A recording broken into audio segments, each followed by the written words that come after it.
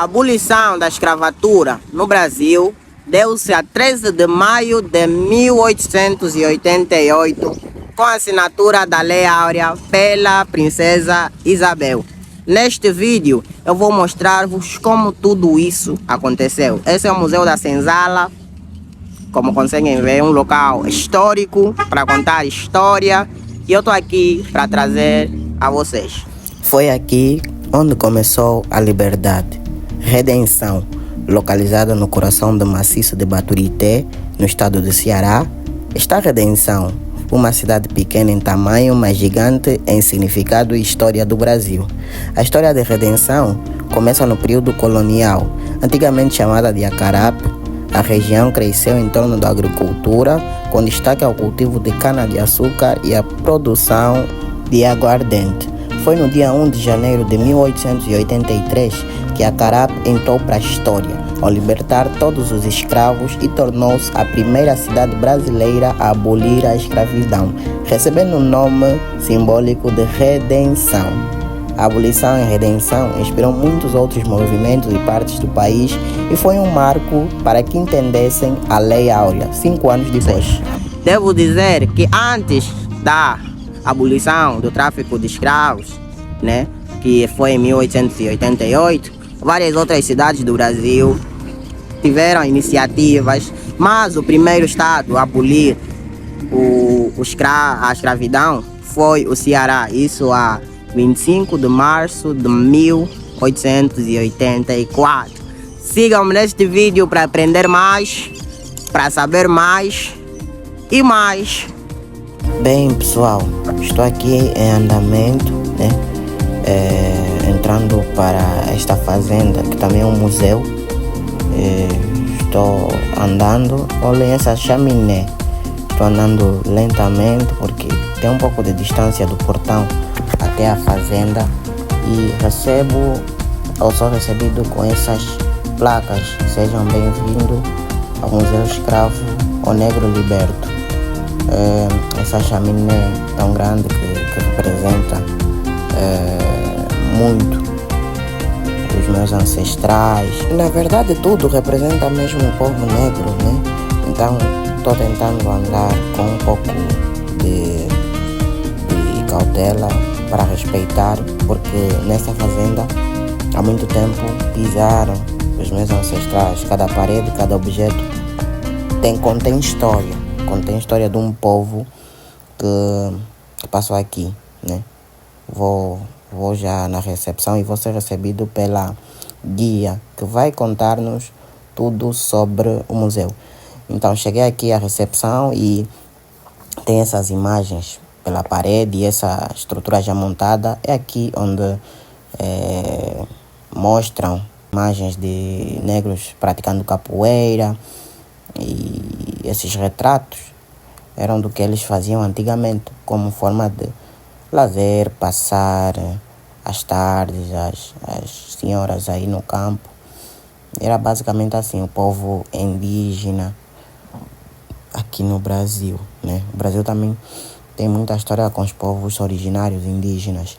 Então aqui temos a cachaça, a douradinha.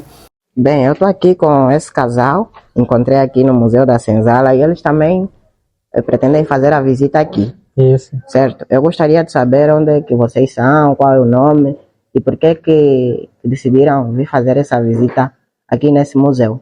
O que é que vos impulsionou a chegar até aqui? Eu sou o Kelsio, essa é a Jennifer, minha namorada. Eu sou de Pacajus, aqui no Ceará mesmo, e ela é de Itabirito, lá de Minas. Certo. Aí, a gente sabe que o Ceará foi o primeiro estado a abolir a escravidão, e eu escutei, não sei se é, mas diz que aqui foi a primeira cidade. Certo. Aí como a gente estava passando, a gente veio lá de Guaramiranga, estava passando por cá para voltar para casa, aí fiquei curioso para saber como que era. Disse que tinha tinha os museus que mostravam a história de como que aconteceu, e mostrando como é que foi, o pessoal ia contar a história, o que aconteceu com o pessoal, e como que foi a libertação. Certo. Aí foi isso que impulsionou a querer ver. Também vai falar? Né? E qual é a expectativa? Expectativa da visita? O que é que espera ouvir? Então, eu só via as coisas pelos livros, né, de história, então quero saber como que é ver pessoalmente é meio que ser um retrato do passado, né? Certo, Aí é isso. certo. E o que é que pensa do povo negro? Enquanto Batalhador, escravo, enquanto a sociedade moderna atual, como é que vê o povo negro? Então, tem a parte do preconceito, né, que vem desde o passado, mas é um povo bem forte, bem batalhador, apesar de tudo que sofreu, nunca desistiu, né? E tá até hoje batalhando pelo espaço que merece. Boa, eu venho de Angola, não sei se conhece Angola? Eu conheço, eu noto pelo sotaque é um pouco diferente, né? Certo. Eu venho de Angola, sou estudante da Unilab e tento todos os dias aprender o máximo possível. A experiência aqui no Brasil está sendo muito boa, estou sendo muito bem recebido. Que bom. E desde já agradecer ao povo brasileiro pela forma. É bem caloroso, né? Ser muito caloroso. E aqui no Ceará representa muito porque foi o primeiro estado, como disse, a abolir a escravidão. E é muito histórico, porque eu me remeto a pensar nos meus antepassados que estavam aqui e trabalharam, né? Foram escravizados. Isso. Então, recebendo esse apoio do povo brasileiro é muito importante. E dizer que é maravilhoso estar aqui. Então, muito obrigado por conceder a entrevista. Sei que é um pouco difícil estar a mostrar a imagem, né? Mas agradeço muito pela entrevista. Tranquilo. Aqui começamos efetivamente a visita ao museu, onde nos mostraram as pedras mors, pedras que eram utilizadas para extrair o caldo da cana para a produção de cachaça. Essas pedras, como a imagem nos oferece, os escravos punham as canas sobre as pedras e esmagavam para obter o seu caldo. Bem, pessoal, nesse momento eu estou a fazer o papel de guia turística porque eu não consegui captar o áudio dela naquele momento. Mais tarde vão conseguir ouvir ela, mas como não consegui captar o áudio dela, eu vou fazer a vez dela explicando. Aqui temos o engenho. Essas máquinas foram trazidas da Inglaterra em 1913 e eram movidas a vapor. Mas ela deu problema e não foram utilizadas por muito tempo por dois motivos. O primeiro motivo era que quando colocavam as canas de açúcar na máquina, a máquina triturava-las tanto ao ponto de o suco cair por baixo da máquina. O outro motivo era por conta da máquina ser movida a vapor, né, e não poderem parar a tempo. E os escravos, por algum descuido, ao colocarem as canas na máquina, ficavam com os braços presos e isso, de alguma forma, era um prejuízo. Por quê? Quando ficavam com os braços presos na máquina, os escravos não conseguiam soltar e tinham que ser cortados seus braços, porque a máquina era movida a vapor e não tinha como parar. Então a solução para que ele não sejasse puxado completamente era cortar o seu braço. E perdeu-se muita mão de obra por conta disso. Então é o segundo motivo que fez que a máquina não tivesse tanta produtividade. Bem, nessa parte vamos ver o terceiro engenho, que é histórico e ainda está em funcionamento até os dias de hoje para a produção da cachaça douradinha. O processo de produção utiliza uma máquina de moagem de cana-de-açúcar fabricada na Escócia em 1927. Este equipamento opera a vapor e também eletricamente. É sustentável, pois utiliza um bagaço para a cana como combustível durante os meses de dezembro e agosto, né? Agosto e dezembro. O engenho produz cerca de 8 a 15 mil litros de caldo de cana por dia, que são fermentados e destilados para a produção de cachaça. Ele passa por um processo que são colocados nesses tamborões, né? Não sei qual é o nome que chama aqui no Brasil, nesses reservatórios, no caso.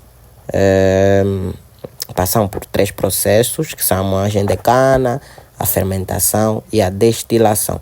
Não consegui captar muita coisa, mas agora A minha tour acaba por aqui e vou deixar a palavra com a nossa guia, porque já poderemos ver, ouvir o seu áudio. Essa cabeça de boi é verdadeira? É original ela.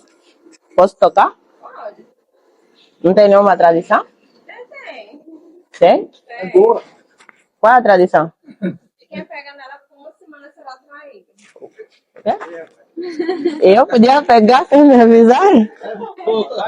Se não tiver namorada nem esposa, só pegar. Ah, não tem. Ela é uma cabeça toda original, menos os olhos. Mas nela sempre contém uma lenda que quem pega na cabeça por uma semana será traído.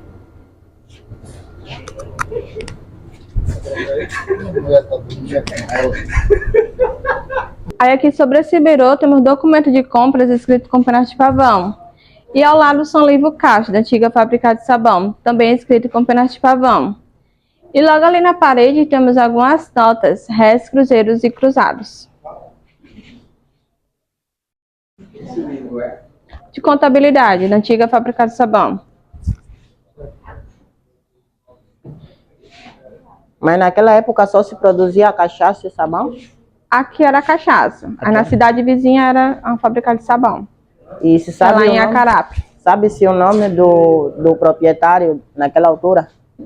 Da fábrica de sabão, Daqui da cachaça? da cachaça já eram os portugueses. Aí eu vou falar sobre eles, sabe? Tá certo. Aí já os portugueses, eles foram os primeiros proprietários da fazenda. Aí um deles se chamava Simeão Teles. Ele trouxe os escravizados, deu início da produção da cachaça e deu ajuda para a libertação dos escravizados. No fim da libertação, ele vendeu para o seu Juvenal de Carvalho. Esse aqui é o seu Juvenal de Carvalho. Aquela ali é a sua esposa, Dona Mariquinha. E esse daqui é o seu enteado, Padre Valdivino. Aí em 1930, ele vendeu para o seu Gaudioso, uma sala que vamos conhecer.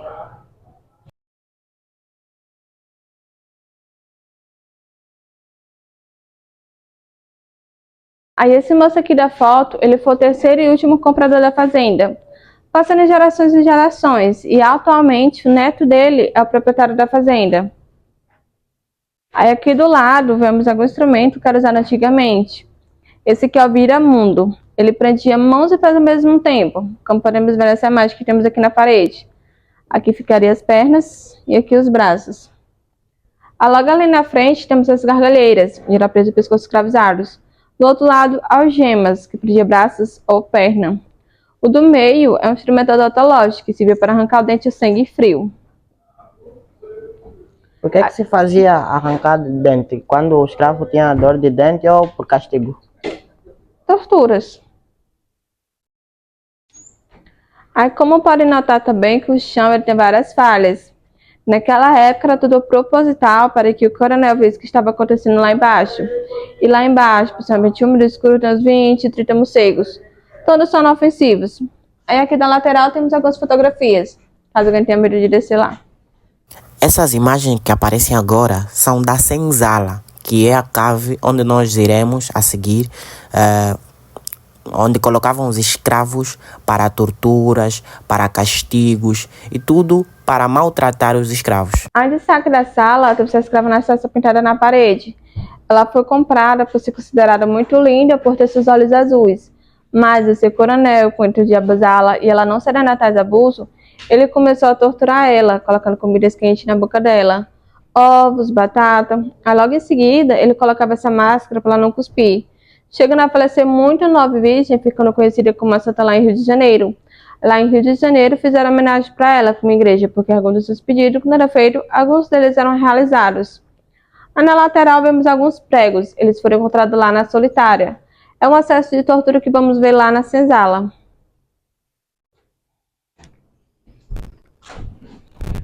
Escrava Anastácia, por ser muito linda e não permitir que se prostituísse, ela foi muito castigada, como vocês puderam ouvir. Aí esse moço aqui da foto, ele é o atual dono, Hipólito Rodrigues de Paula Filho. Atualmente ele tem 75 anos de idade. Aí sobre as mesas temos algumas cachaças que são fabricadas aqui na fazenda.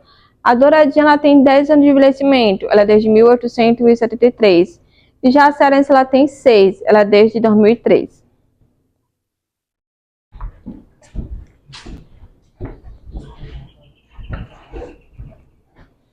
o atual dono dessa fazenda.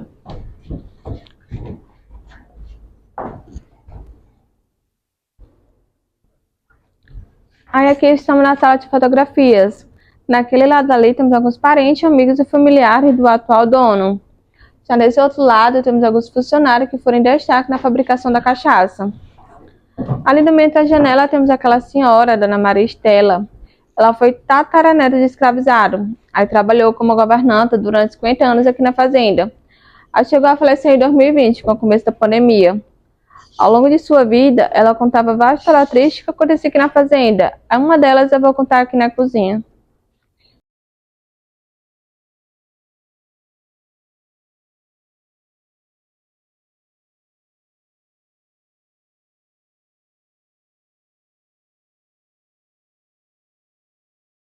Dona Maria Estela contava que aqui tinha uma ama de leite, que naquela época a empregada que dava de mamar.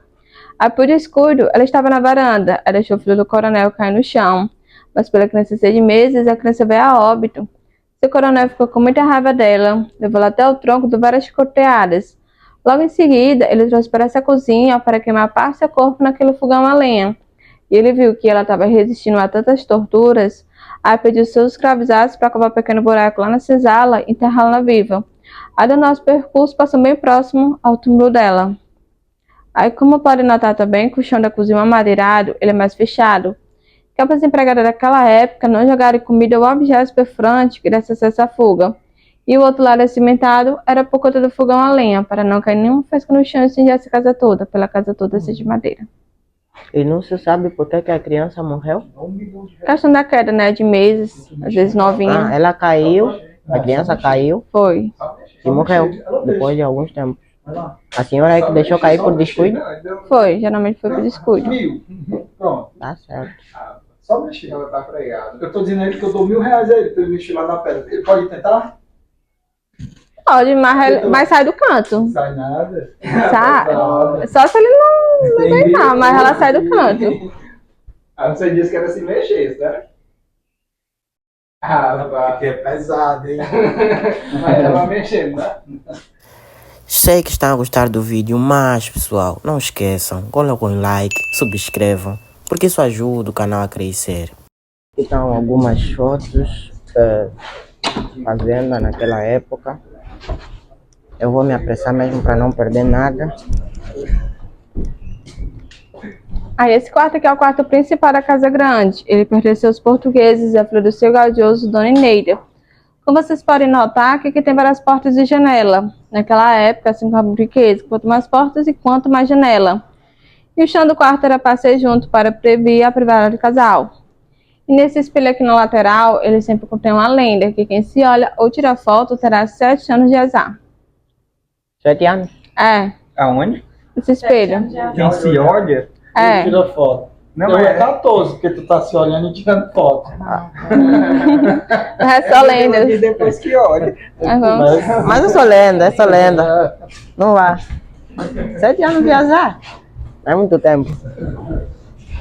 Prefiro não olhar. Aí esse arquivo aqui do meio, ele foi enviado pelo ministro da Fazenda, parabenizando a Redenção por ser a primeira cidade a libertar os escravos, em 1º de janeiro de 1883, um ano antes do estado do Ceará, que foi em 25 de março de 1884, e 5 da Lei Áurea no Brasil, que foi em 3 de maio de 1888. Aí aqui antigamente se chamava Vila da Carape, a passou a ser chamada Redenção em 1889. Aí sobre as mesas temos algumas máquinas de datilografias e algumas máquinas de cálculo. Aí aquela baixinha ali é a tela, que você calculava e escrevia ao mesmo tempo, o famoso computador.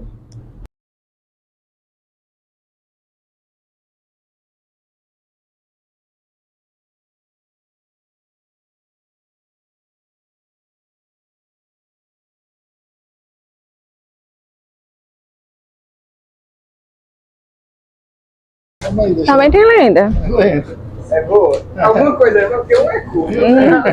Não, acho que não. Esse sino não tem nenhuma lenda? Tem também. Vai tocar. Tem lenda nele. Qual é a lenda? Não, você tem que decidir. Aí é muito bom saber qual é a lenda, né? Eu digo já. Toca primeiro aí. Tem que saber, você tem que escolher se é boa. A lenda, qual é a lenda? Não tem Vou nada- falar sobre ele, tá certo? Certo. Aí esse sino aqui era tocado de manhã para escravizado ao trabalho. Aí antes disso eles tomavam dose de cachaça para servir como estimulante. Eles não viam se trabalhavam e comiam ao mesmo tempo. Às 6 era tocado novamente para que todos voltassem à senzala. E nele também contém uma lenda que quem toca, quem é casado se separa e quem é solteiro não se casa. Mas isso é uma de lenda. Não vou tocar em nada. Quem é solteiro, casado, se separa. E quem é solteiro, Não, assim, não vou tocar lá. Assim, nunca mais vou casar. Pessoal, eu não tô tocando em nada porque não quero ser atingido por azar. Não que eu acredite nisso, mas só para prevenir, entende? Então essa era a casa grande, tem aí outros visitantes. E nós vamos caminhando, né? Vamos conhecendo. Tem aí a guia que está dando as informações. E se tu ainda não és inscrito no canal, se inscreva e coloque o gosto. Porque isso ajuda. Aí aqui é a senzala, onde abrigava de 50 a 60 escravizados, homens, mulheres e crianças.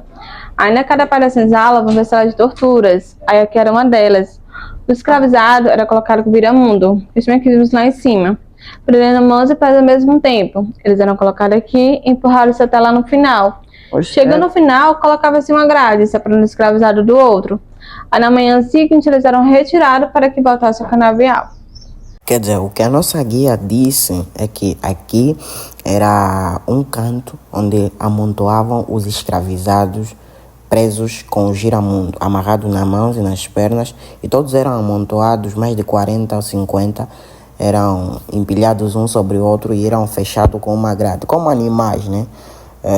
Naquele tempo, mano, que vocês conseguem ver as imagens, tem morcegos também. E vamos continuando a viagem.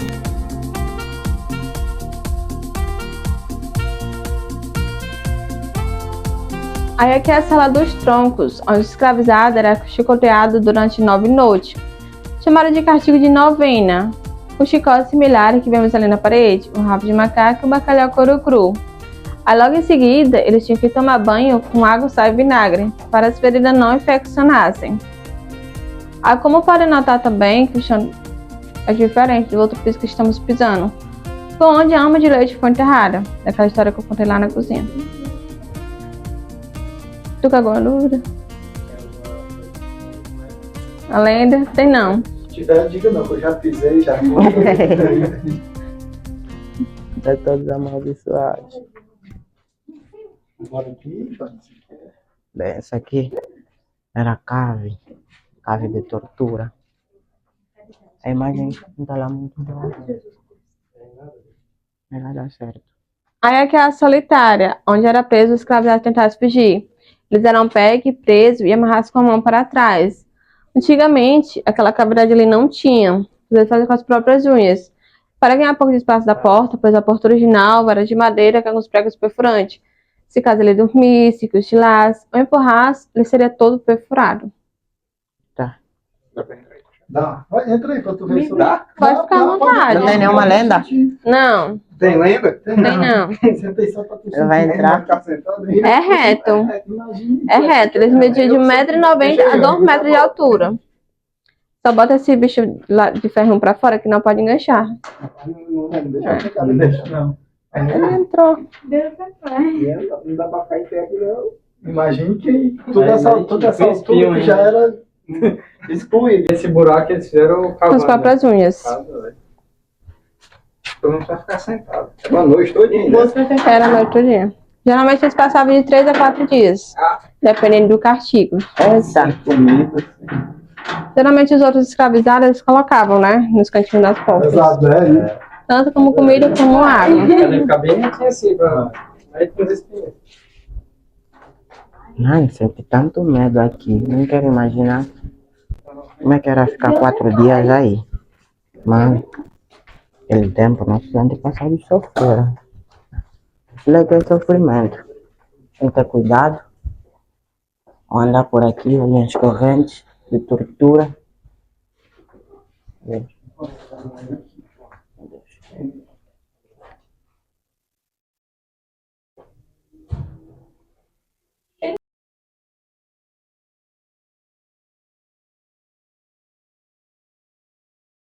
Aí esses aqui são as gargalheiras, onde era para escravizados maiores de canela fina. Naquela época, de canela fina significava corajoso, e já de canela grossa, preguiçoso. Aí aqui não era bem a punição, era até de resistência. Se caso escravizasse passasse a noite toda e não morresse até o dia seguinte, ele seria o reprodutor da fazenda. Dá pra entender? Tô com alguma dúvida? Como assim, reprodutor? Eles passariam o dia trabalhando, a de noite eles ficariam aqui. Aí se caso ele resistisse e não chegasse a falecer, ele ficaria só aqui dentro, gerando os filhos fortes e saudáveis. E se caso ele falecesse, ele seria uma perda de mão de obra perdida. Certo. Oxi. Trabalhar, resumindo, trabalha de manhã e de noite.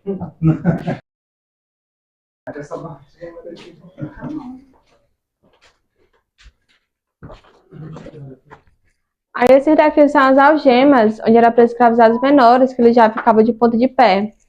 Mas, pelo material ser de ferro, muitas das vezes contraía o tétano. Naquela época era muito caro um tratamento. Aí, então, o coronel preferia comprar um escravizado já novo do que já cuidar do escravizado que já estava doente. Num ponto que eles trabalhavam até chegar ao seu tempo de vida, que era um mínimo de 20, 30, não passava dos 40 ou dos 50. Estou com alguma dúvida? Não? Então vamos.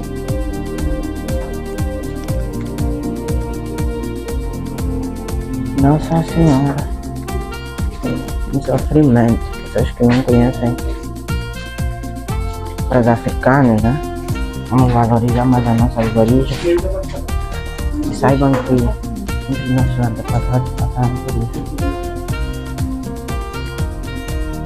Aí esses daqui são as gargalheiras, onde era preso os filhos dos escravizados. Começava a partir de 10 anos, iria mudando de acordo com o tamanho e idade. Aí ali não era bem uma punição, era uma forma que eles faziam para educar os filhos dos escravizados, para que quando eles crescessem, eles não fossem tão rebeldes. Aí esse acesso que temos aqui na lateral é um acesso que vai à casa grande, onde as mucamas vendem jarras de comida. Aí algumas delas se tornaram comida típica, como buchada, entre outras. Elas não viviam aqui nem da senzala, elas tinham um quartinho só para elas. É o que vamos conhecer agora.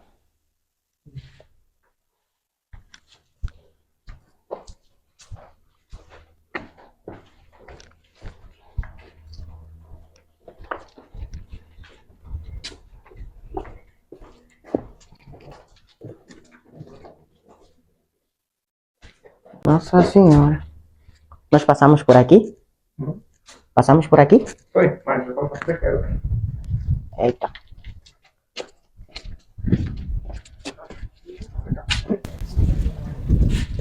Mas tô perdido.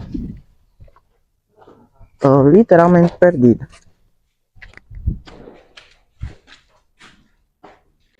Aí aqui é a sala das mucamas, onde vive de 6 ou 8 mulheres, bem bonita, maltratada, que tinham acesso à casa grande. Mas, quando seu coronel estava só, sempre da sua esposa, ele veio pelaquela janela a escolher uma delas. Elas, por obrigação, tinham que entrar pelaquela porta em direção a ele. Mas, se caso ela negasse, ela seria torturada. Mas, se a esposa dele a se descobrir, ela seria torturada de outras formas e voltaria para a senzala, e outra seria escolhida para ocupar o lugar dela. Dá para entender? Sim. Aí, esse desenho na parede são entidades que naquela época os escravizados adoravam. Já os portugueses, por acreditar no catolicismo, eles não aceitavam nenhuma outra religião. Aí, então, eles criaram um sincretismo religioso, que é uma associação do santo da Igreja Católica com entidade. Por exemplo, Oxalá era associada a Jesus Cristo, Xangô, São João Batista, Iaçã, Santa Bárbara, Exu, Santo Antônio, e assim por demais. Naquela época, eles não podiam cultuar. Se fossem pegos cultuando, eram mortos ou queimados. Olha, eu quero que não me interpretem mal. Isso é um vídeo do que aconteceu, são factos. E eu só estou aqui a narrar, não tenho opinião aqui. E cada um aqui também pode ter a sua opinião, né? Mas pelo que a gente consegue ver, tiraram as pessoas de uma terra, separaram das suas famílias e ainda tiveram a audácia de tentar arrancar a sua fé, né? Eles proibiram cultuarem os seus deuses, obrigaram os ancestrais a adorar os que não conheciam, a se ajoelhar perante as suas divindades. Mas mesmo com acorrentados, os escravos por vezes recusavam-se a esquecer.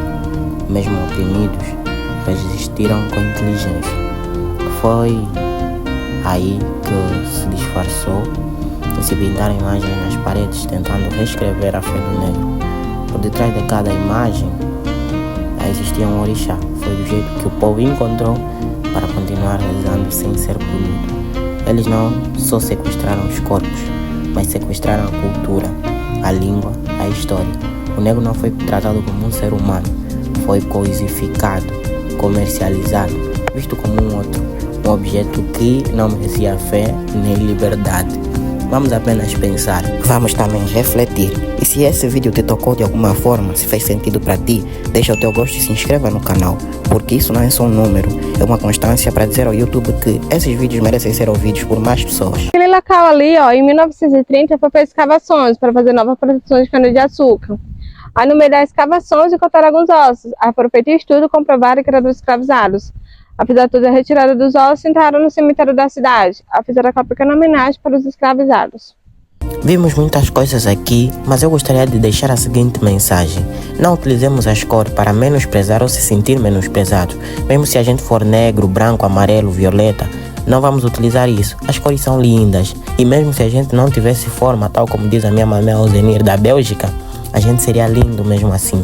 Continue caminhando, meu irmão. A estrada pode ser longa, o sol pode queimar, mas a persistência e a vitória se desenham.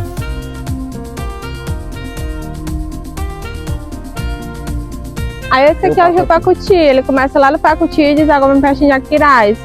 Antigamente eles já tomaram banho, carregarem água, fazendo gerar na casa. O nosso percurso termina por aqui. Eu espero que tenham gostado, espero que também tenham aproveitado. Aí, se caso vocês queiram fazer a degustação da bebida, temos ali na lojinha. Ou se não, temos ali também de outras coisas também lá. Muito obrigado. Nada.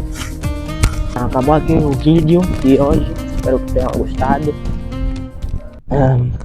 Foi intenso, mas deu certo. Deu certo. Fiquem aí esperando para os próximos vídeos. Muito obrigado. Valeu, até mais.